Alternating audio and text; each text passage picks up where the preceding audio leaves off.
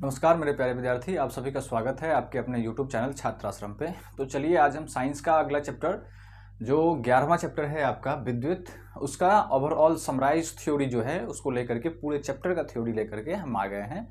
और वो थ्योरी इतने में आपका ख़त्म है। आपके जो एग्ज़ाम जो दिसंबर के बाद, अभी दिसंबर चल रहा है, अब जनवरी आने वाला है, तो क्या कहते हैं फरवरी में आपका एग्जाम होने वाला है 26 में। उसके लिए यहाँ पर क्रैश कोर्स जो आप लोगों के लिए निःशुल्क स्टार्ट किया गया है 10वीं क्लास के छात्रों के लिए जो हिंदी माध्यम से एग्जाम देने वाले हैं, तो उनके लिए लगातार चैप्टर्स आते जा रहे हैं और क्रैश कोर्स खत्म होने के लगभग अब मुकाम पे आ गया है। आप जाकर के देख सकते हैं, इस चैनल के प्लेलिस्ट में देख सकते हैं सारे वीडियोस को हमने इसी तरह से पूरे चैप्टर का थ्योरी, ओवरऑल थ्योरी पढ़ाते हुए, समराइज करते हुए हमने पूरे थ्योरी को समझाया है, बताया है और सारा का सारा थ्योरी आपके एक बोर्ड में जो है कंप्लीटेड है। आप जाकर के इस चैनल के प्लेलिस्ट में देख सकते हैं।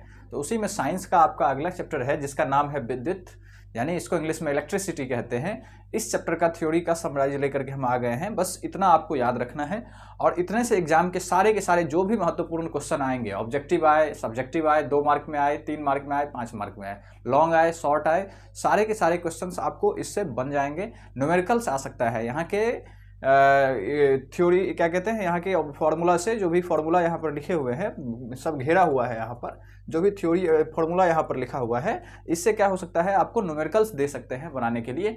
या नहीं तो लॉन्ग में या करके नीचे में दूसरा भी लॉन्ग पूछा जा सकता है। अगर आपको न्यूमेरिकल नहीं आ रहा है तो आप दूसरा भी लॉन्ग उसमें बना सकते हैं। तो इसमें न्यूमेरिकल्स की चांसेस बनती है, मतलब कि न्यूमेरिकल आने का आपका चांस बनता है। तो बस आपको इतना ही ध्यान रखना है और इतना ध्यान रखना ही है। इससे ज़्यादा पता है तो अच्छी बात है, लेकिन इतना कम से कम ये एनसीईआरटी यानी आपका सिलेबस है, जो आपका सिलेबस है उतना आपको पता होना चाहिए। आपके सिलेबस में इतना है, इसको बार बार रिवीजन होना चाहिए। अगर ये बार बार रिवाइज नहीं है, इस तरह के नोट्स आपके पास नहीं है, तो क्वेश्चंस छूटने के चांस बनते हैं, क्वेश्चंस आपसे छूट जाएंगे। तो इतना थ्योरी आपके पास क्या होना चाहिए, रहना ही चाहिए। ये इतना थ्योरी शॉर्ट्स में रहना चाहिए और बार बार रिवीजन होना चाहिए। तो चलिए हम लोग क्या करते हैं, क्वेश्चंस क्या कहते हैं, आगे चैप्टर को डील करते हैं। अगला चैप्टर है हमारा विद्युत, इलेक्ट्रिसिटी। तो इसको जो है हमने क्या किया है, 7 टॉपिक में ही खत्म किया है। इसका 7 टॉपिक में हमने क्या किया है, खत्म किया है। तो आपके किताब में भी 7 ही टॉपिक है और 7 टॉपिक में हमने इसको खत्म किया है। तो पहला टॉपिक है इस चैप्टर के अंदर में क्या है, आवेश। पहले आपको आवेश समझना पड़ेगा, तभी आप विद्युत को ठीक से समझ पाएंगे। तो आवेश के बारे में लिखा है कि आवेश परमाणु का एक मूल कण होता है। यह धनात्मक भी हो सकता है और ऋणात्मक भी हो सकता है। मतलब परमाणु का मूल कण जो होते हैं, 3 के बारे पढ़े, बाद में आप 11th में पढ़ेंगे कि परमाणु को अगर तोड़िएगा तो उसमें से इलेक्ट्रॉन मिलता है, प्रोटॉन मिलता है और न्यूट्रॉन मिलता है। 3 ऐसे मूल कण मिलते हैं, फंडामेंटल पार्टिकल्स उसको इंग्लिश में कहते हैं। तो इलेक्ट्रॉन निगेटिव ऋणात्मक चार्ज होता है इलेक्ट्रॉन पर, और प्रोटॉन पर धनात्मक चार्ज होता है और न्यूट्रॉन पर कोई चार्ज नहीं होता है। तो वही यहाँ पर आवेश के लिए आपको क्या होना चाहिए, आवेश वाला चार्ज होना चाहिए, यानी ऋणात्मक होना चाहिए, धनात्मक होना चाहिए। तो वही कह रहा है कि आवेश परमाणु का एक मूल कण होता है, या धनात्मक भी हो सकता है और ऋणात्मक। जो धनात्मक वाला जो है, जो प्रोटॉन है, या ऋणात्मक वाला जो इलेक्ट्रॉन है, यही जब आपस में मूव करेगा तो आवेश आपको दिखेगा उत्पन्न होते हुए। जब ये धनात्मक या ऋणात्मक कण आपस में एक जगह से दूसरी जगह मूव करते हैं तो आपको क्या दिखेगा, आवेश उत्पन्न होते हुए दिखेगा। तो आपके आवेश में जो बिजली होती है उसमें इलेक्ट्रॉन इधर से इधर फॉलो करता है, यानी बहते रहता है, यहाँ से वहाँ इलेक्ट्रॉन जाते रहता है, तो उसको कहते हैं हम लोग आवेश। तो उसमें क्या चाहिए, धनात्मक या ऋणात्मक। तो आवेश का एसआई मात्रक क्या होता है, कूलाम होता है। आवेश का एसआई मात्रक होता है कूलाम, और एक कूलाम आवेश में इतने इलेक्ट्रॉन होते हैं, यानी इतना इलेक्ट्रॉन अगर एक जगह से दूसरी जगह पर जाएगा तो आपको 1 कूलाम चार्ज आवेश देखने को मिलेगा, 1 कूलाम आवेश देखने को मिलेगा। 1 कूलाम आवेश बराबर 6 × 10⁻18 इलेक्ट्रॉन होता है। इस बात को भी याद रखिएगा, ऑब्जेक्टिव में आ सकता है कि 1 कूलाम बराबर 6 × 10⁻18 इलेक्ट्रॉन। और 1 इलेक्ट्रॉन, अगर 1 कूलाम में इतना इलेक्ट्रॉन होता है तो 1 इलेक्ट्रॉन में कितने आवेश होंगे। तो उसी को हमने एक नियम अगर आपने पढ़ा होगा तो उससे आप निकाल सकते हैं कि 1 इलेक्ट्रॉन पर कितना आवेश होगा, तो 1.6 × 10⁻19 कूलाम। इसी से हम पता करते हैं कि 1 इलेक्ट्रॉन पर कितना कूलाम चार्ज है, यानी नेगेटिव चार्ज है तो कितना है, तो 1.6 × 10⁻19। इसी से हम प्रोटॉन पे भी पता करते हैं कितना है, तो 1.6 × 10⁻9 उस पे भी है। अंतर क्या है दोनों में चार्ज सेम है, इलेक्ट्रॉन पे भी या प्रोटॉन पे भी आवेश जो है वो उसकी मात्रा सेम है। अंतर क्या है, तो इलेक्ट्रॉन में होता है वो माइनस चार्ज के साथ रहता है, माइनस के साथ रहता है, ये माइनस वाला है, धन ऋणात्मक वाला है, और प्रोटॉन में प्लस वाला रहता है। इसके पीछे प्लस लगा दे तो ये हो जाएगा किसका, इलेक्ट्रॉन का ना, प्रोटॉन का हो जाएगा। अगर इसके नीचे पीछे माइनस लगा दे तो क्या हो जाएगा, इलेक्ट्रॉन का हो जाएगा। तो आपको पता लग गया होगा कि एक कूलम में इतने इलेक्ट्रॉन और एक इलेक्ट्रॉन पर इतना चार्ज, यानी इतना आवेश, इंग्लिश में आवेश कहते हैं, चार्ज कहते हैं आवेश को। तो इस बात से अगर आपको धारा विद्युत पढ़ना है, विद्युत धारा समझना है, तो आपको आवेश समझना ही पड़ेगा कि आवेश उत्पन्न कैसे होता है। तो धनात्मक या ऋणात्मक कण के क्या करने से, प्रवाह से क्या बनता है, आवेश उत्पन्न होता है। अगला देखिए, अब आवेश कितने के बराबर होते हैं, तो उसका एक फॉर्मूला दिया गया है कि Q को आवेश से हम डिनोट करते हैं, Q बराबर NE। N यहाँ पर क्या है, Q बराबर आवेश है, यहाँ पर Q मतलब आवेश है, कितना आवेश हुआ, तो आपके पास कितने इलेक्ट्रॉन है, नंबर ऑफ इलेक्ट्रॉन, अब बटा में मल्टीप्लाई में गुना में इलेक्ट्रॉन पर कितना चार्ज होता है, उसको क्या करना है, गुना कर देना है। यानी एक इलेक्ट्रॉन पर इतना चार्ज होता है, अगर 10 इलेक्ट्रॉन पे पूछ दे तो इसको 10 से गुना कर देंगे तो आ जाएगा। सिंपल बात है, अगर एक इलेक्ट्रॉन पे इतना चार्ज है तो 10 इलेक्ट्रॉन का चार्ज पूछ दे तो हम उसको 10 से क्या कर देंगे, गुना कर देंगे। तो वही है, टोटल चार्ज कितना होगा, Q बराबर क्या होगा, N इंटू E। N है यहाँ पर इलेक्ट्रॉन की संख्या और E है 1 इलेक्ट्रॉन पर आवेश, यानी एक इलेक्ट्रॉन पर कितना आवेश है, कितना चार्ज है, उसको गुना कर दें कितना, टोटल कितने इलेक्ट्रॉन है उससे, तो आपको टोटल चार्ज देखने को मिलेगा, Q बराबर NE। तो यहाँ से भी आपको छोटा सा न्यूमेरिकल्स पूछा जा सकता है कि इतने इलेक्ट्रॉन पर टोटल आवेश की संख्या, आवेश का मात्रा बताएं, तो आप गुना करके बता सकते हैं इस तरह से, यहाँ से भी न्यूमेरिकल्स आपको आएगा। तो आवेश के बारे में आप समझ गए होंगे कि कोई भी मूल कण, यानी या तो धनात्मक चार्ज वाला हो या ऋणात्मक चार्ज वाला, ऋणात्मक आवेश वाला हो, चार्ज बोल दे रहे हैं, चार्ज का मतलब आवेश ही होता है, तो ऋणात्मक आवेश वाला हो या धनात्मक आवेश वाला हो, जब वो प्रवाह करेगा, एक जगह से दूसरी जगह पर प्रवाह करते हुए दिखेगा तो उससे आवेश उत्पन्न होता है। और आवेश का ऐसा मात्रा कूलम्ब होता है, और कितना, एक कूलम्ब आवेश में कितने इलेक्ट्रॉन होते हैं और एक इलेक्ट्रॉन पे कितने आवेश होते हैं। हम कहिएगा सर प्रोटॉन क्यों नहीं ले रहे हैं, तो इलेक्ट्रॉन ही इधर से इधर मूव करता हुआ आपको दिखेगा आवेश में, इसीलिए हम इलेक्ट्रॉन में ही इसका डील करते हैं, कितना चार्ज नहीं चार्ज, ये सब बातें को। अगला है, अब जब आवेश को आप समझ गए तब आपको अगला समझना है विद्युत धारा, क्योंकि आवेश को समझे बिना आप विद्युत धारा नहीं समझ सकते हैं। देखिए विद्युत धारा का परिभाषा क्या दिया है इसमें, देखिए किसी चालक में आवेश की प्रवाह की दर को विद्युत धारा कहते हैं। अगर आप आवेश जानते ही नहीं है तो विद्युत धारा आप कहाँ से समझेंगे, तो आप कहीं कहीं विद्युत को सीधे विद्युत धारा से स्टार्ट किया जाता है, पहले आपको आवेश जानना है। तो किसी चालक में आवेश की प्रवाह की दर को क्या कहते हैं, विद्युत धारा कहते हैं। कोई वायर है, कोई तार है, उससे जितना ज्यादा आवेश जाएगा उतनी ज्यादा विद्युत धारा होगी। तो वही कहा जा रहा है कि किसी चालक में आवेश की प्रवाह की दर को क्या कहते हैं, विद्युत धारा कहते हैं। आवेश की प्रवाह की दर यानी एक सेकंड में इतना आवेश चला जा रहा है या कम जा रहा है, ज़्यादा जा रहा है, जितना जा रहा है उसी को विद्युत धारा कहेंगे। अगर ज़्यादा जाएगा तो कहेंगे विद्युत धारा ज़्यादा है, अगर कम जाएगा तो विद्युत धारा कहेंगे कम है। मतलब टाइम के रिस्पेक्ट में, दर यानी टाइम के रिस्पेक्ट में, समय के अनुसार। एक सेकंड में अगर 500 कूलम मान लीजिए चला जा रहा है तो कहेंगे विद्युत धारा बहुत ज़्यादा है, और अगर एक सेकंड में है 200 कूलम जा रहा है तो कहेंगे विद्युत धारा कम है।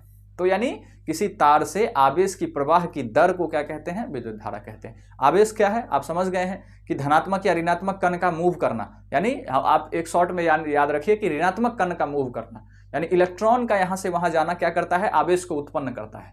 तो वही है, इलेक्ट्रॉन इधर से उधर जितना ज़्यादा जाएगा उतना ज़्यादा आवेश होगा, तो जितना ज़्यादा इलेक्ट्रॉन जाएगा उतना ज़्यादा आवेश होगा, और जितना ज़्यादा आवेश होगा उतनी ज़्यादा क्या होगी, विद्युत धारा होगी। सब आपस में रिलेटेड है। इलेक्ट्रॉन गया, अगर मान लीजिए 1 करोड़ इलेक्ट्रॉन यहाँ से यहाँ पास किया, तो पास कर रहा है तो क्या होगा, उससे आवेश उत्पन्न होगा, क्योंकि इलेक्ट्रॉन जब चलता है तो आवेश उत्पन्न करता है, तो आवेश उत्पन्न हुआ, और जब आवेश उत्पन्न होता है, आवेश की प्रवाह होती है, तो क्या कहलाता है, वही विद्युत धारा कहलाता है। तो आप समझ गए होंगे कि किसी चालक तार से आवेश की प्रवाह की दर को क्या कहते हैं, विद्युत धारा कहते हैं। धारा का मतलब समझ रहे हैं ना, करंट, उसको इंग्लिश में कहा जाता है करंट, धारा को हिंदी इंग्लिश में करंट कहा जाता है, और विद्युत को इलेक्ट्रिसिटी, इलेक्ट्रिक करंट इसको कहते हैं इंग्लिश में, विद्युत धारा को इलेक्ट्रिक करंट। जैसे कहते हैं ना, पानी में, नदी में जाते हैं, अगर आप कहते हैं करंट बहुत ज़्यादा है, करंट बहुत ज़्यादा है मतलब क्या, पानी का धारा बहुत ज़्यादा है, पानी जो बह रहा है बहुत ज़्यादा स्पीड में बह रहा है, बहुत ज़्यादा पानी बहुत ज़्यादा स्पीड में बह रहा है, मतलब कहते हैं कि धारा बहुत ज़्यादा है, यानी पानी में वाटर करंट बहुत ज़्यादा है, वाटर करंट वहाँ हो गया।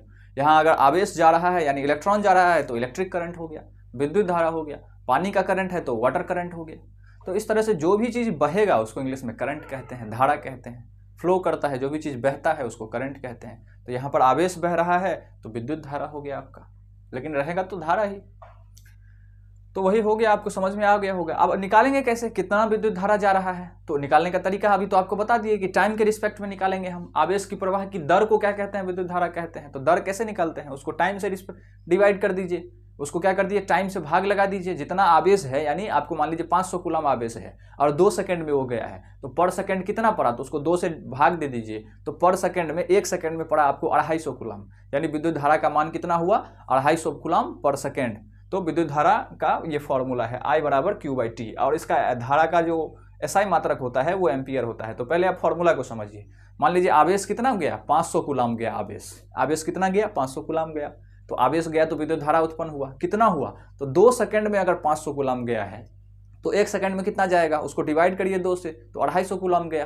तो 250 कूलम पर सेकंड क्या हो रहा है, आवेश जा रहा है वहां से, तो विद्युत धारा का मान कितना हुआ, 250 कूलम पर सेकंड।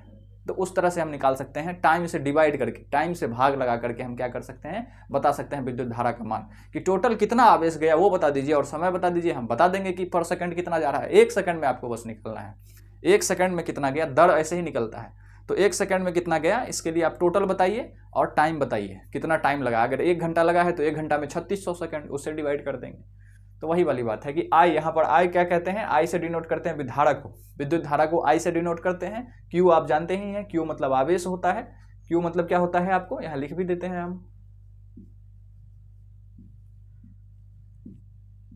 आवेश होता है। तो Q मतलब आवेश हुआ और T मतलब टाइम हुआ, समय। तो जितना समय दिया है उससे भाग लगा दीजिएगा, टोटल आवेश को जितना आवेश दिया है उससे क्या निकलेगा आपको, I बराबर धारा, Q मतलब आवेश लिखा भी हुआ था, और T मतलब समय। तो यहाँ पर साइड में क्या मतलब क्या है वो लिखा भी हुआ है। तो इस फॉर्मूला को याद रखिएगा, आपसे क्वेश्चंस पूछा जाएगा बोर्ड्स में, छोटा छोटा क्वेश्चंस बनाएगा कि इतना आवेश है, इतना समय लगा, तो धारा का मान बताइए।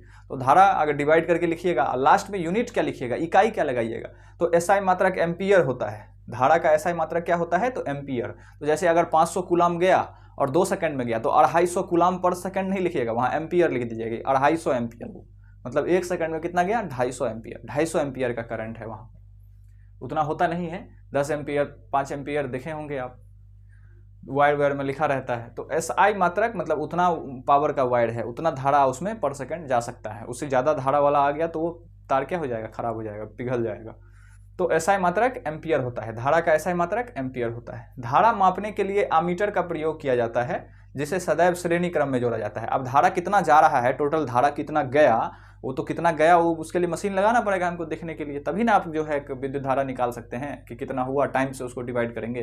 तो टोटल धारा उससे कितना प्रवाह किया, उसके लिए हम क्या लगाएंगे, वहाँ पे कोई मशीन लगाएंगे। तो धारा को मापने वाली मशीन को एमीटर कहते हैं, एमीटर कहते हैं, यहाँ पर लिखा हुआ है एमीटर, याद रखिएगा। ये बार बार बोर्ड का फेवरेट क्वेश्चन है, पूछ देगा आपको कि धारा के किस यंत्र के द्वारा मापा जाता है, तो एमीटर के द्वारा मापा जाता है। और एमीटर को लगाया किस क्रम में जाता है, तो श्रेणी क्रम में लगाया जाता है। श्रेणी क्रम और समानांतर क्रम दो है।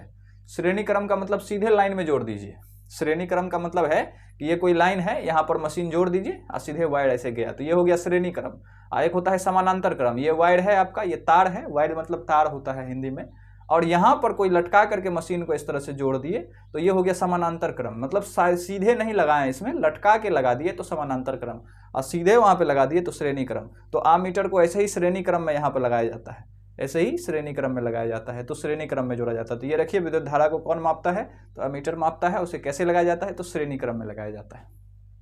इतना बात समझ में आ गया, आवेश समझ में आ गया, विद्युत धारा समझ में आ गया। जब दो बात समझ में आ गया तो यहाँ पर देखिए कुछ लिखा हुआ है, विद्युत परिपथ में सामान्य उपयोग होने वाले कुछ अवयवों के प्रतीक, कुछ प्रतीक यहाँ पर दिया हुआ है कि विद्युत धारा में ऐसे लिख देगा, ऐसे ऐसे बना देगा। तो क्या समझिएगा उसका मतलब, कुछ इस तरह के प्रतीक आपको बना दिए जाएंगे, तो इसका मतलब क्या समझिएगा, उस बात को यहाँ पर बता दिया गया है। भले ये जगह ही यहाँ पर खाया है, आपको अपने कॉपी में नहीं बनाना है, एक दो बार देखिएगा, और NCERT आपकी किताब में भी क्या है बना हुआ है ये। तो आप नहीं लिखिएगा नोट्स में भी तो भी चलेगा, इसको छोड़ दीजिएगा और इसके आगे ये वाला पार्ट लिख लीजिएगा, और इसको बार बार आप रिवाइज करिएगा। देखिएगा आप कितना चमत्कार होने वाला है आपके एग्जाम में। अगर ये इस तरह से आपको अगर नोट्स बनवा करके दे दिया जाए तो आपके एग्जाम में बहुत ही ज़्यादा चमत्कार होने वाला, मतलब समझिए मार्क्स एकदम बढ़ जाएंगे, क्योंकि एग्जाम के प्रेशर में बच्चे भूल जाते हैं बहुत सारे चीज़। तो जितना आप इतना को रिवाइज करके जाएंगे, बहुत सारा क्वेश्चन आपसे बनेगा। तो ये हो गया, देख लीजिए कुछ कुछ अवयव के प्रतीक क्या है। विद्युत सेल, तो सेल को ऐसे दिखाते हैं, सेल का प्रतीक ये है, मतलब एक डंडा, एक बड़ा वाला डंडा, एक छोटा वाला डंडा, बड़ा वाला डंडा पे प्लस चार्ज, छोटा वाला डंडा पे माइनस चार्ज।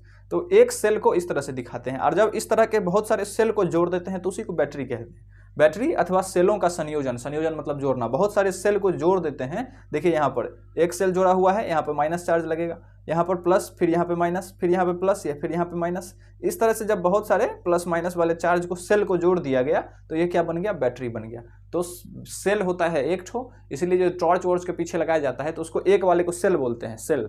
और जब बहुत सारे सेल को जोड़ देते हैं वहाँ लाइन में लगा लगा के तो उसको बैटरी बोलते हैं।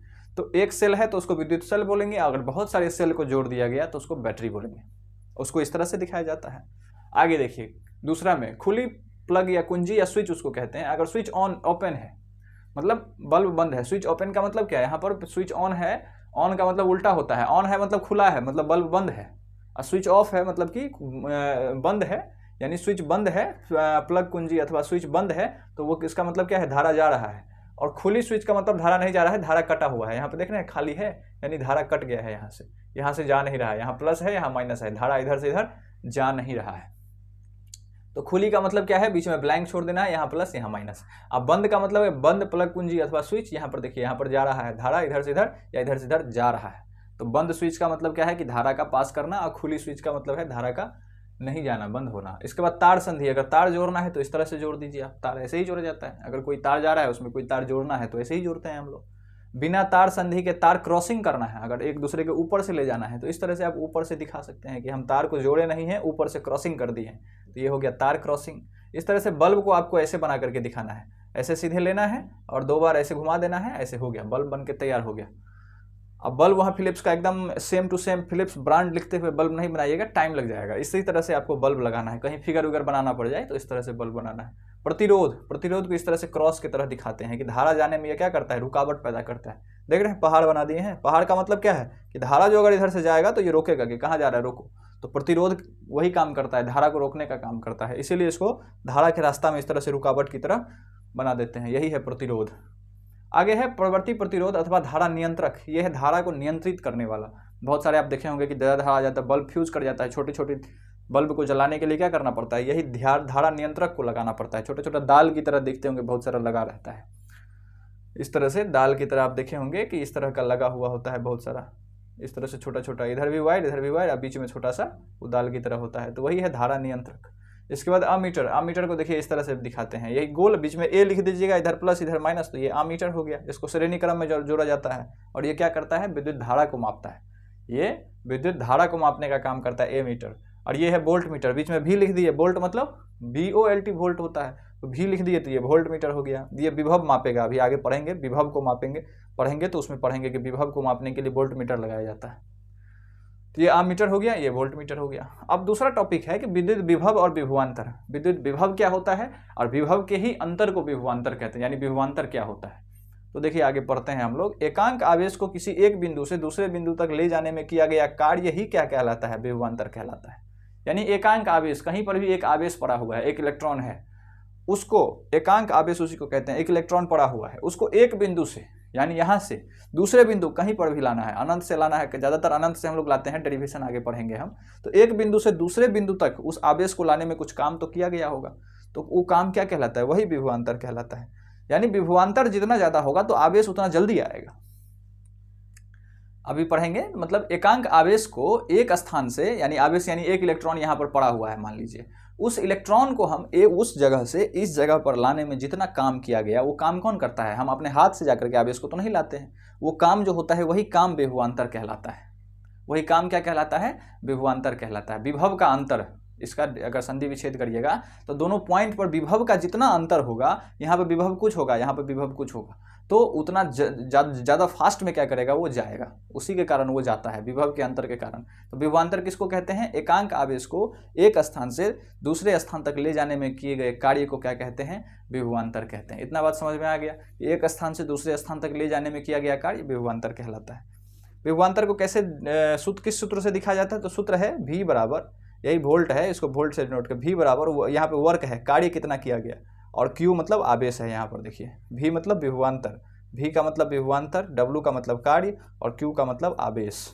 यानी विभवांतर का मात्रा अगर निकालना है V बराबर, इसको वोल्ट कहते हैं तो वोल्ट का V लिखा हुआ है, तो विभवांतर का मात्रा निकालना है तो कितना कार्य हुआ और आवेश से डिवाइड कर दीजिए तो आपको विभवांतर पता चल जाएगा कितना होता है। और इसका एसआई मात्रक वोल्ट होता है, विभवांतर का एसआई मात्रक वोल्ट, कहते हैं इतना वोल्टेज का करंट है, इतना वोल्टेज का करंट है।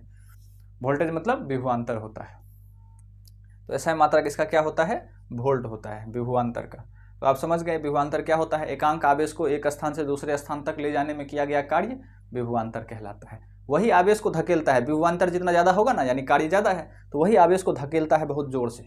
अगर वोल्टेज बहुत ज़्यादा है तो आवेश देखिएगा बहुत ज़्यादा आता है, मतलब धारा बहुत ज़्यादा आती है। अगर आवेश आएगा ज़्यादा तो धारा भी होगा ज़्यादा, और धारा हुआ ज़्यादा तो बल्ब जोर से जलता है। अगर वोल्टेज कम है तो आवेश भी आएगा कम, धारा भी आएगा कम, तो बल्ब जलेगा बहुत धीमे धीमे। इसलिए देखते हैं कि कहते हैं कि बल्ब धीमे जल रहा है, मतलब वोल्टेज कम है। वोल्टेज कम का मतलब क्या, विभवांतर कम है, विभव का अंतर दोनों जगह पे कम है, तो धारा को धकेलता नहीं है जोर से। अगर वोल्टेज ज़्यादा है तो धारा को बहुत जोर से धकेलता है कि तुम जाओ यहाँ से, मतलब कार्य बहुत ज़्यादा है तो स्पीड में वहाँ से आवेश जाता है, और आवेश जब जाता है तो धारा अपने आप बढ़ जाएगा। जितना ज़्यादा आवेश जाएगा, उसी का तो है यहाँ पे पढ़े हैं, जितना ज़्यादा आवेश जाएगा उतनी ज़्यादा धारा होगी, तो धारा बढ़ता है, धारा बढ़ता है तो बल्ब जोर से जलता है। तो वही अंतर रिलेशन है। अगर आप फंडामेंटल मेन कोर्स में जुड़ेंगे तो क्रैश कोर्स है तो इसमें हमको शॉर्ट्स में निकालना होता है। तो ये बात को आप समझ गए होंगे। V बराबर Q/W/Q, यानी कार्य बटा आवेश इसको कहते हैं। एसआई मात्रक वोल्ट होता है उसका, इसलिए उसको वोल्टेज करते रहते हैं हम लोग। आगे है, इसे मापने के लिए वोल्ट मीटर का यूज करते हैं। अब कितना धारा है, कितना वोल्टेज है, कितना विभवांतर है, इस बात को मापने के लिए हम वोल्ट मीटर लगाते हैं। और इसको पार्श्व क्रम यानी लेटरल में लगाते हैं, इसको समानांतर श्रेणी क्रम में नहीं लगाते हैं, पार्श्व क्रम में लगाते हैं। इसको समानांतर जोड़ते हैं, समांतर क्रम में जोड़ते हैं। इस तरह से नीचे मेन वायर के नीचे लटका देते हैं इस मशीन को। तो ये पार्श्व क्रम या समानांतर क्रम भी इसको बोल सकते हैं। इस क्रम में हम इसको क्या करते हैं, जोड़ते हैं। सीधे इस तार में नहीं जोड़ देंगे, इसको नीचे लटका के जोड़ेंगे पार्श्व क्रम में, समानांतर क्रम में। अब अगला है क्या कहते हैं, ओम का नियम। ओम ने जो है वो धारा और विभव यानी विभवांतर में क्या दिया, रिलेशन बताया। क्या बताया, रिलेशन बताया कि संबंध क्या है, धारा और विभवांतर के बीच में संबंध क्या है। यानी धारा घटेगा तो विभवांतर क्या होगा, विभवांतर बढ़ेगा तो धारा क्या होगा, दोनों के बीच में संबंध क्या है, इसको ओम ने बताया था। ओम एक साइंटिस्ट था, उसने धारा और विभव के बीच में रिलेशन क्या है इस बात को बताया था। आपको पता होता है ना कि हमारा फलाना के बीच में क्या रिलेशन है, नहीं है, दिस है, दैट है, तो आपको पता होता है। लेकिन आपसे अगर ना पता हो, ओम ना बताया हो, तो आपसे पूछ दे कि धारा और विभव में क्या अंतर है, तो आप नहीं बता पाइएगा। ओम एक साइंटिस्ट था, उसने रिसर्च किया बहुत तरह से और उसने एक अपना नियम दिया। तो ये क्या दिया, धारा और विभव के बीच में रिलेशन बताया, विभवांतर के बीच में। जैसे यहाँ पर देखिए, विभवांतर और धारा के बीच में क्या संबंध है, इसको यहाँ पर लिखा गया है कि नियत ताप पर, नियत ताप यानी टेम्परेचर कांस्टेंट रहना चाहिए, ताप नहीं बदलना चाहिए। ताप यानी 100 डिग्री सेल्सियस अगर तापमान है तो 100 ही रहना चाहिए, बदलना नहीं चाहिए। नियत ताप पर किसी चालक के सिरे के बीच विभवांतर उसमें प्रवाहित होने वाली धारा के समानुपाती होता है। यानी अभी हम आपको बता दिए थे कि विभवांतर जो होता है धारा के समानुपाती होता है, V directly proportional to I। V जो होता है, विभवांतर जो होता है वो समानुपाती होता है किसके, धारा के। यानी कहने का क्या मतलब है कि जितना ज़्यादा विभव होगा उतनी ज़्यादा धारा होगी, विभवांतर जितना ज़्यादा होगा उतनी ज़्यादा क्या होगी, धारा होगी। अभी हम आपको बताए थे कि लोग बोलता है ना कि जितना ज़्यादा वोल्टेज रहेगा बल्ब उतना जोर से जलेगा। क्यों, क्योंकि उतनी ज़्यादा धारा आ रही है उसके पास। और अगर वोल्टेज जितना कम है तो धारा कम आ रही है, तो क्या हो रहा है वहाँ पर, बल्ब कम स्पीड में जलेगा, आपको एकदम कम जलता हुआ दिखेगा। और अगर वोल्टेज ज़्यादा है तो धारा ज़्यादा आ रहा है तो बल्ब ज़्यादा रोशनी ज़्यादा करता हुआ दिखेगा आपको। तो वही है कि वोल्टेज जो है, विभवांतर जो है वो धारा के समानुपाती है, जितना ज़्यादा वोल्टेज उतनी ज़्यादा धारा। इसी बात को इसने बताया था कि नियत ताप पर किसी चालक के सिरों के बीच विभवांतर उसमें प्रवाहित होने वाली धारा के समानुपाती होती है। कि उस तार में जो विभवांतर होता है वो धारा के समानुपाती होता है, यानी जितना ज़्यादा विभवांतर होगा उतनी ज़्यादा धारा होगी। तो आपसे पूछा जाएगा कि ओम ने किस नियम को दिया था, तो आपको बताना पड़ेगा कि नियत ताप पर किसी चालक के सिरों के बीच विभवांतर जो होता है वो उसमें धारा के मान के समानुपाती होता है, यानी प्रवाहित होने वाली धारा के क्या होती है, समानुपाती होता है। अब यही जब डायरेक्टली प्रोपोर्शनल यानी समानुपाती का साइन जब हटाते हैं तो IR लगता है। R यहाँ पर प्रतिरोध है, यानी अगर कोई बीच में रोकने वाला है तो समानुपाती वाला नियम गड़बड़ा जाएगा। R को कहते हैं प्रतिरोध, V बराबर IR। R मतलब प्रतिरोध, प्रतिरोध कितना है उससे अगर मल्टीप्लाई कर दें तो V बराबर निकल जाता है, V बराबर IR। यहाँ अगर इस साइन को हटाइएगा तो कोई कांस्टेंट लगाना पड़ता है, नियतांक लगाना पड़ता है, उस कांस्टेंट को आर बोलते हैं हम लोग। तो ये फॉर्मूला बन जाता है V बराबर आई आर। यहाँ आर क्या है, एक नियतांक है और इसे प्रतिरोध कहते हैं। प्रतिरोध मतलब ये धारा को रोकता है। धारा विभव जो विभवांतर जो है धारा के समानुपाती है, तो वो तो जितना ज़्यादा धारा होगा उतनी ज़्यादा विभव होगी। अगर बीच में कोई रोकने वाला हो गया तो धारा दिखेगा ज़्यादा, वोल्टेज दिखेगा कम।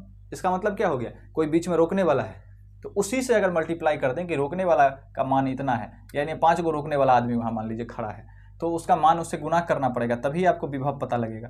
नहीं तो आप तो कहिएगा कि धारा विभव विभवांतर जो है धारा के समानुपाती है, जितना ज़्यादा विभवांतर उतनी ज़्यादा धारा। लेकिन क्या हो गया, धारा तो है ज़्यादा लेकिन विभव उतना ज़्यादा है नहीं। क्यों? क्योंकि वहाँ पर प्रतिरोध है। तो प्रतिरोध को अगर आप नहीं जानिएगा तो आपको मान सही नहीं मिलेगा, इसीलिए प्रतिरोध को जानना जरूरी है। तो यही डायरेक्टली प्रोपोर्शनल का साइन हटाते हैं तो एक नियतांक लगाते हैं। ये नियतांक क्या है, प्रतिरोध है। ये प्रतिरोध क्या करता है, तो धारा को रोकने का काम करता है। यही अभी हम पढ़ेंगे आगे, धारा को विरोध करता है, धारा को जाने से रोकता है ये। तो आप पढ़ गए कि ओम ने क्या बताया था कि विभवांतर जो होता है वो समानुपाती होता है किसके, धारा के। और इसी से हम बनाए थे V बराबर आई आर, जहाँ पे आर क्या था, एक नियतांक था जिसको प्रतिरोध कहते हैं। अब देखिए प्रतिरोध को जानिए क्या होता है। प्रतिरोध यह चालक का एक वह गुण होता है जो धारा के प्रवाह का विरोध करता है। अभी हमने आपको बताया था कि ये धारा आ रहा है उधर से इधर से, ये रोकते रहता है कि नहीं रुको नहीं जाने देंगे। तो धारा तो हम ज़्यादा भेजें, तो आपके मन में है कि विभवांतर भी ज़्यादा होना चाहिए, क्योंकि ओम ने बताया था कि जितना ज़्यादा धारा उतना ज़्यादा विभवांतर। तो आपके मन में तो है कि धारा हम ज़्यादा भेजे हैं तो विभवांतर ज़्यादा होना चाहिए। पता लगा कि बीच में कोई रोक दिया, उतना विभवांतर आया नहीं, आपको पता नहीं है कि रोकने वाला भी बीच में है, तो आप कहिएगा कि हम इतना ज़्यादा धारा भेजे, विभवांतर क्यों नहीं हुआ, उतना ज़्यादा विभवांतर क्यों नहीं आया, या विभवांतर इतना था तो उतना ज़्यादा धारा क्यों नहीं गया।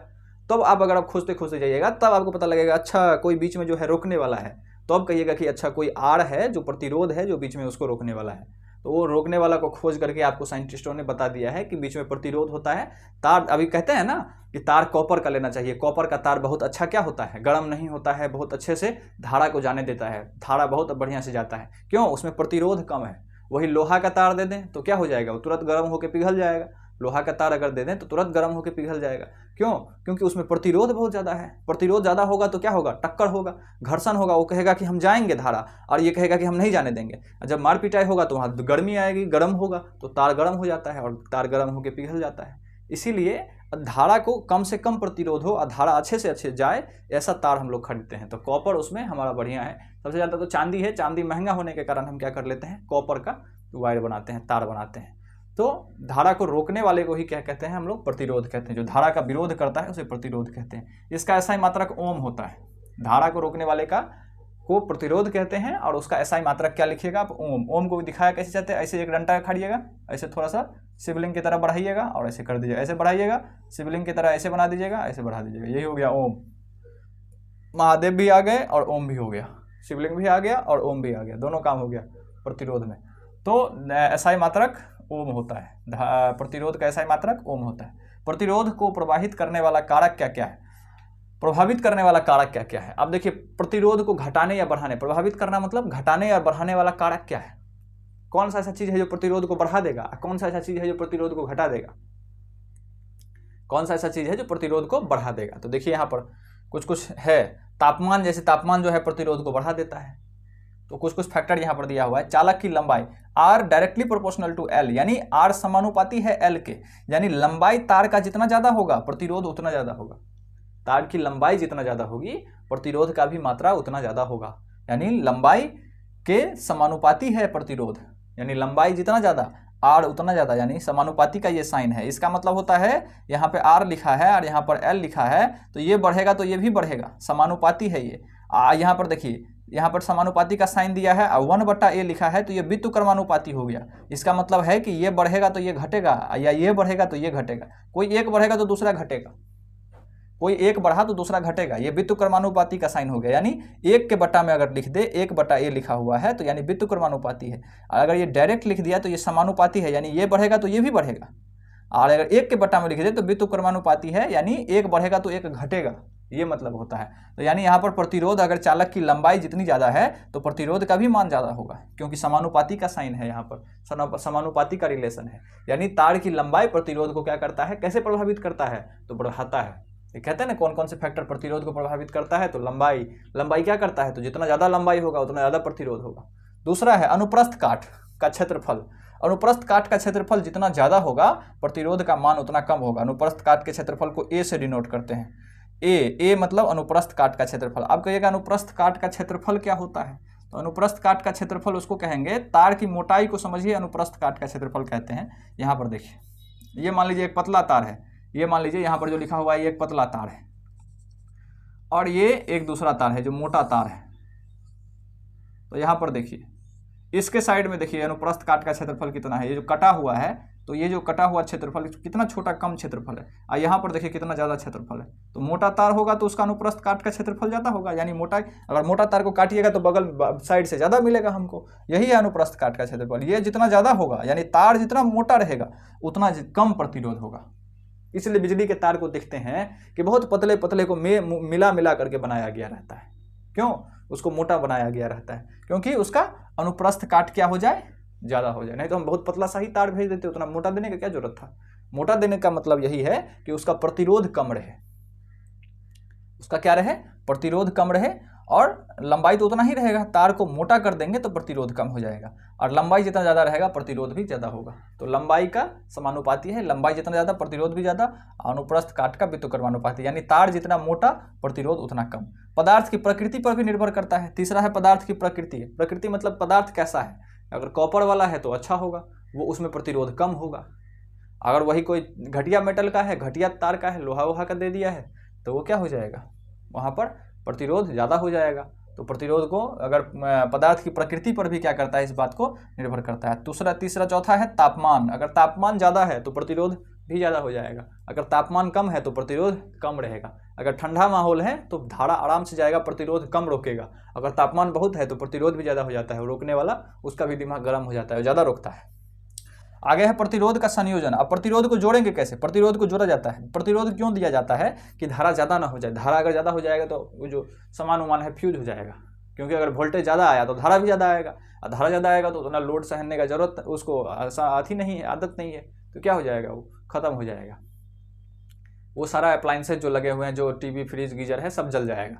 वोल्टेज कभी बढ़ गया तो उसी के लिए हम क्या करते हैं, हर सामान में क्या लगा रहता है, प्रतिरोध लगा रहता है कि बहुत ज़्यादा वोल्टेज आ भी गया तो तू रोक देना, तुम क्या कर देना, उसको रोक देना, और जितना चाहिए उतना ही भेजना। उसके लिए हर मशीन में क्या लगा रहता है, प्रतिरोध लगा रहता है। तो प्रतिरोध को जोड़ने का दो तरीका है, एक श्रेणी क्रम है, यानी समानांतर, ऐसे समान में जोड़ देंगे, श्रेणी में जोड़ देंगे, और दूसरा है समानांतर क्रम, यहाँ पे पार्श्व का संयोजन जिसको कहते हैं, समानांतर क्रम, लटका लटका के जोड़ेंगे।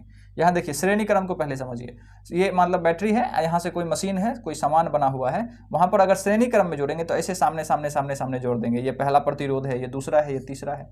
तो आप पूछेगा कि कुल प्रतिरोध कितना हुआ, इसमें कुल प्रतिरोध कितना हुआ, इस बात का मान बताइए आप कि इस मशीन में कितना प्रतिरोध हुआ। 3 को प्रतिरोध लगा हुआ है, तीनों अलग अलग पावर का लगा हुआ है मान लीजिए, तो कुल कितना हुआ। तो कुल निकालने के लिए आर यानी प्रतिरोध, एस यानी श्रेणी क्रम इसको कहते हैं। एस मतलब श्रेणी क्रम, सीरीज इंग्लिश में कहा जाता है। एस मतलब सीरीज कहा जाता है, इंग्लिश नहीं जानिए आप, तो एस का मतलब अभी श्रेणी क्रम जानिए। अगर श्रेणी क्रम में जोड़ना है तो सीधे आप प्लस कर दीजिए, सीधे का सीधे R1 अगर 5 का है तो ये भी 5 का है, ये भी 5 का है, टोटल 15 हो जाएगा। यानी सीधे जोड़ दीजिए R1 + R2 + R3, इस तरह से श्रेणी क्रम में जुड़ जाएगा।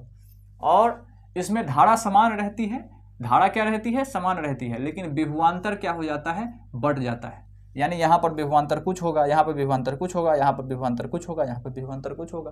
धारा तो हमने सेम ही भेजा, लेकिन कुछ ये रोका, फिर यहाँ से जो पास किया तो कुछ ये रोक दिया, फिर यहाँ पर पास किया तो कुछ ये रोक दिया। जैसे जैसे रोकता जा रहा है विभवांतर कम होता जा रहा है, क्योंकि धारा जो होता है विभवांतर के ही बराबर, जितना ज़्यादा धारा उतना ज़्यादा विभवांतर। ओम ने बताया था कि जितना ज़्यादा धारा होगा उतना ज़्यादा विभवांतर होगा। यहाँ पर तो रोकने वाला लगा दिया, तो ये कुछ रोका गया तो विभवांतर यहाँ कुछ, ये कुछ और रोक दिया तो और धारा कम हो गया तो विभवांतर कुछ। इसीलिए यहाँ पे कहा जाता है कि धारा तो समान रहती है, धारा तो हमने भेजा था उतना ही धारा जाएगा, लेकिन रोकने वाला ज़्यादा होने के कारण विभवांतर बदलते रहेगा। अब पार्श्व क्रम संयोजन देखिए, यहाँ पर हम सीधे सामने सामने जोड़ दिए थे पार्श्व क्रम में, अधिक क्या कहते हैं श्रेणी क्रम में। पार्श्व क्रम में क्या करेंगे, यानी समानांतर है, लटका लटका के समांतर क्रम में जोड़ेंगे। यहाँ देखिए, यहाँ पर एक जोड़े R1, फिर उसमें लटकाएं दूसरा R2, फिर उसमें लटकाएं R3, इस तरह से लटका करके जोड़ेंगे। तो इसमें टोटल अगर R का वैल्यू पूछे, टोटल प्रतिरोध कितना है, कुल प्रतिरोध बताइए, तो अगर आपको निकालना है तो कुल प्रतिरोध यानी 1/RP। RP का मतलब क्या है, ये पैरेलल, इंग्लिश में इसको पैरेलल कहते हैं, पार्श्व क्रम को पैरेलल।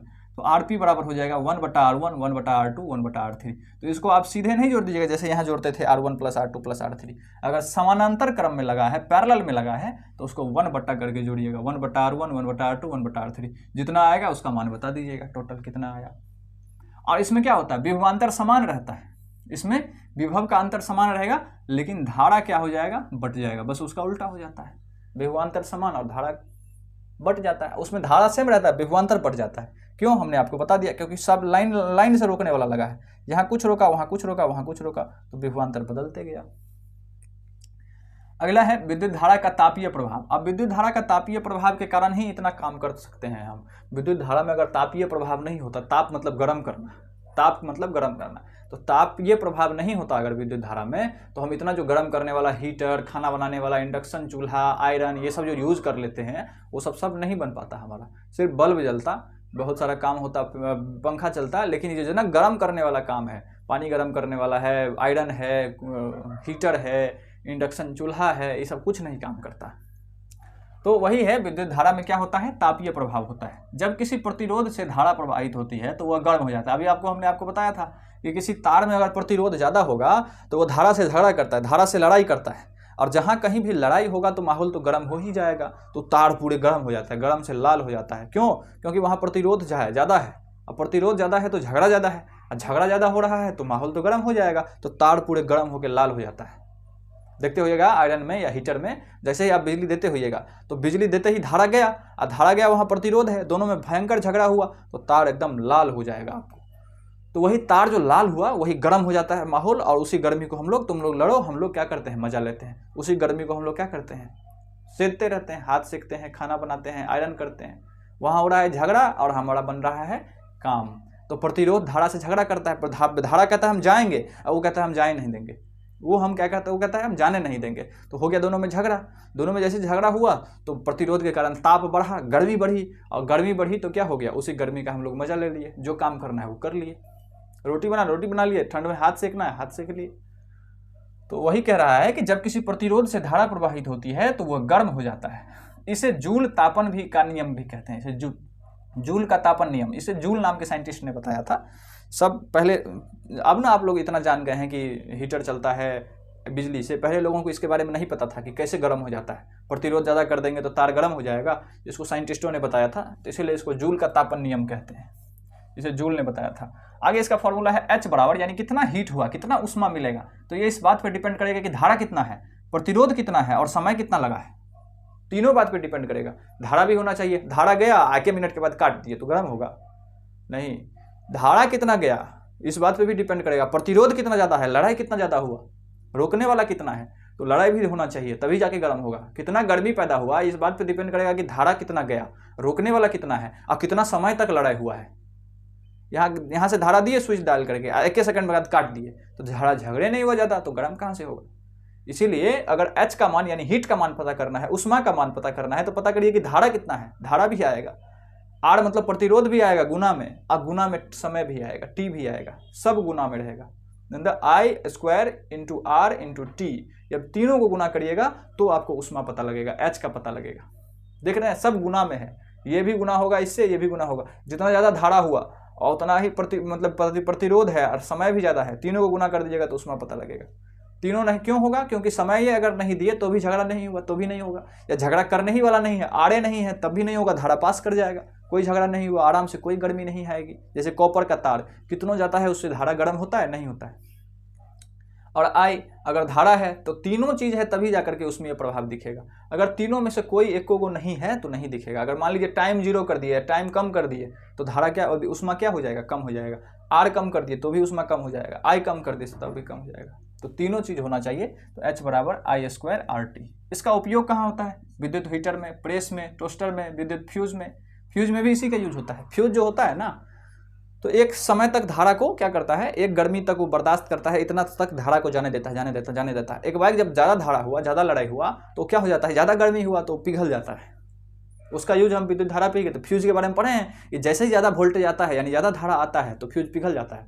क्यों, क्योंकि धारा जैसे ज़्यादा आया तो उसमें भी प्रतिरोध है मार करने वाला, मार ज़्यादा हुआ तो गर्मी ज़्यादा हुई, तो गर्मी के कारण वो पिघल के गिर जाता है, धारा वहीं से कट ऑफ हो जाता है और अंदर में जो सामान है वो बच जाता है। तो उसका भी यूज हम इसी से करते हैं। अगला है विद्युत शक्ति। विद्युत में पावर भी है, विद्युत शक्ति। कार्य करने की दर या ऊर्जा के उपभोग की दर को क्या कहते हैं? शक्ति कहते हैं। कार्य करने की दर, जैसे बिजली में, इसमें भी शक्ति है, बल्ब में भी शक्ति है, किसी भी बल्ब में शक्ति है कि नहीं है? वो कितना ज़्यादा कार्य कर रही है, यानी कार्य करने की दर या ऊर्जा के उपभोग करने की दर को भी क्या कहते हैं? शक्ति कहते हैं। कितना ज़्यादा उपभोग ले रहा है। पूछते हैं ना कितना वाट का बल्ब है, वाट क्या होता है? उसका शक्ति है कि यानी ये कितना ऊर्जा खाएगा 1 सेकंड में, जूल में खाता है। अगर 9 वाट का है तो 9 जूल वो क्या खाएगा? पर सेकंड खाएगा वो। तो वही बात हम कहते हैं आपको कि कितना ज़्यादा कार्य करेगा या कितना ज़्यादा ऊर्जा खाएगा, इस बात से उसकी शक्ति का पता लगता है। कार्य करने की दर या ऊर्जा के उपभोग की दर को क्या कहते हैं? शक्ति कहते हैं। P बराबर V है, इसका होता है कि पावर बराबर विभवांतर कितना है और धारा कितना है, इस बात से भी पावर पता लगता है। शक्ति मतलब पावर, पावर को P से डिनोट करते हैं। P या P बराबर I² इंटू R, ये भी फॉर्मूला होता है। पावर बराबर V² बटा R, ये भी फॉर्मूला होता है। इसका ऐसा ही मात्रक वाट होता है। पूछते हैं आप किसी भी दुकानदार से कि कितना पावर का बल्ब है, यानी 40 वाट का है कि 9 वाट का है कि 10 वाट का है कि 100 वाट का है, इस तरह से पूछते हैं। वो क्या पूछते हैं? आप शक्ति पूछते हैं कि कितना पावर है, कितना ऊर्जा खाएगा ये, जितना वाट का होगा उतना ज़्यादा ऊर्जा खाएगा वो, तो उसका उतना शक्ति हुआ। तो समझ सकते हैं आप। अगला है व्यावसायिक मात्रक। व्यावसायिक मात्रक क्या होता है? तो व्यवसाय में इसको किलोवाट घंटा में मापते हैं। किलोवाट घंटा मतलब, किलो मतलब 1000 होता है, कहीं भी किलो लगा रहे हैं, यानी किलो ग्राम तो मतलब 1000 ग्राम। 1 किलोग्राम, 1 kg का मतलब क्या? 1000 ग्राम। तो कहीं भी किलो लगा रहेगा तो 1000 उसका मतलब होता है। तो व्यावसायिक मात्रक हम लोग 1 वाट 2 वाट में नहीं मापते हैं, किलोवाट में मापते हैं। अगर 1 यूनिट बिजली खाएं तो उसका मतलब है कि 1 किलोवाट बिजली खाए हैं। कहता है ना कैसे यूनिट है? तो 5 रुपये यूनिट है। बिजली का यूनिट कितना है? मतलब 5 रुपये है या 10 रुपये है। तो 10 रुपये अगर यूनिट है तो इसका मतलब है कि 1 किलोवाट आप क्या कर लिए हैं? बिजली खा लिए हैं। 1 किलोवाट घंटा मतलब 1 किलोवाट बिजली आप 1 घंटा तक अगर खाइएगा, यानी 1000 वाट, मतलब कि 1 किलोवाट का मतलब क्या? 1000 वाट का कोई मशीन है और वो अगर 1 घंटा तक जला है तो आपका 1 यूनिट बिजली वो खा गया। इसका मतलब है कि मान लीजिए 1000 वाट का कोई भी आपका क्या है? बल्ब है या हीटर है, और उसको आप, हीटर है मान लीजिए, खाना बनाने वाला आपका हीटर है, और उसको आपने 1 घंटा तक, अगर 1000 वाट का है और 1 घंटा तक जलाया तो आपका 1 यूनिट बिजली खर्च हो गया। अब सरकार आपसे 10 रुपया ले लेगी उसके बारे में, उसके बदले में आपसे 10 रुपया सरकार ले लेगी। अगर आपने उस पर 1 घंटा खाना बनाया तो सरकार आपसे कितना लेगी? 10 रुपया ले लेगी। तो वही वाली बात है कि व्यावसायिक मात्रक मतलब क्या है कि किलोवाट घंटा, वो किलोवाट में मापती है कि कितना किलोवाट कितना घंटा तक आप खाए हैं। तो यही है व्यावसायिक मात्रक, किलोवाट घंटा, KWH उसको कहते हैं। इसे यूनिट भी कहा जाता है। यही होता है 1 यूनिट। 1 यूनिट यानी 1 किलोवाट पर आवर। 1 किलोवाट का मशीन 1 घंटा तक अगर आप जलाएं तो उसको कहेंगे हम 1 यूनिट। तो उसका व्यावसायिक मात्रक किलोवाट घंटा है। अगला है 1 किलोवाट बराबर कितना? जूल। तो 1 किलोवाट बराबर होता है 3.6 × 10⁻6 जूल, यानी कितना जूल खाएं आप ऊर्जा। ऊर्जा क्या होता है? जूल में होता है। ऊर्जा खाने की दर वही जूल कहते हैं। जैसे 9 वाट का बल्ब है तो 9 जूल पर सेकेंड। शक्ति मतलब क्या हो गया? 9 वाट का कोई बल्ब है तो पर सेकंड 9 जूल खाएगा। उसी तरह से अगर 1 किलोवाट आवर हुआ, 1 किलोवाट का मशीन 1 घंटा तक चला है तो कितना जूल एनर्जी खाया होगा? तो 3.6 × 10⁻6 जूल, इतना जूल एनर्जी खाया होगा, उतना ऊर्जा खाया होगा, तब जाकर के 1 किलोवाट यानी 1 यूनिट हुआ होगा। तो यही है शक्ति के बारे में। ये है आपका शक्ति के बारे में। तो शक्ति के बारे में आप समझ चुके होंगे। तो इसका SI मात्रक वाट होता है, लेकिन व्यावसायिक कंपनी जो आपको देगी, बिजली देने वाली जो कंपनी होगी, वो किलोवाट घंटा में मापेगी। और 1 किलोवाट बराबर 1 यूनिट होता है। अगर 1 किलोवाट यानी 1000 वाट का चीज़ आप 1 घंटा तक जलाए हैं तो 1 यूनिट बिजली आपका हो गया। इस तरह से आप शक्ति को समझ सकते हैं। तो इस तरह से जो है आपका इस चैप्टर का पूरे का समराइज थ्योरी है। इसको आप याद रखिए ही रखिए। अगर आपको इतना याद है तो यकीन मानिए एग्जाम आपका बहुत ही अच्छा जाने वाला है। और बार बार रिवाइज है तो कोई ऑब्जेक्टिव, कोई सब्जेक्टिव आपसे छूटने वाला नहीं है। यही आपका लेंदी नोट्स है, 50 पन्ना, 20 पन्ना, 30 पन्ना का नोट्स है। तो आप बीच में ही उलझ करके 2-4 पन्ना में ही रह जाएंगे। अगर आपका इस तरह से, यहाँ ये नहीं लिखिएगा आप नोट्स में, इतना ही लिखिएगा, 1-1.5 पन्ना का इस तरह का नोट्स है, तो आप जल्दी रिवाइज कर लीजिएगा। मोटिवेशन भी हाई रहेगा, रिवीजन रहेगा, तो एग्जाम अपने आप अच्छा जाएगा। तो अभी जो है आपको इस तरह से समराइज करते हुए पढ़ाने की ज़रूरत है, इस तरह से समझाने की ज़रूरत है। तो इस तरह से समझाने के लिए आपको जो है हम रोज़ लगातार इस तरह के वीडियोस देते आ रहे हैं और समझाते आ रहे हैं। तो आप इस चैनल को सब्सक्राइब कर लीजिए। आपको हर एक चैप्टर का इसी तरह से सबसे वीडियोस दिए जाएंगे, समझाए जाएंगे, शॉर्ट नोट्स के द्वारा आपका तैयारी क्लियर करवाया जाएगा। तो आप सभी लोगों को सुनने के लिए बहुत बहुत धन्यवाद।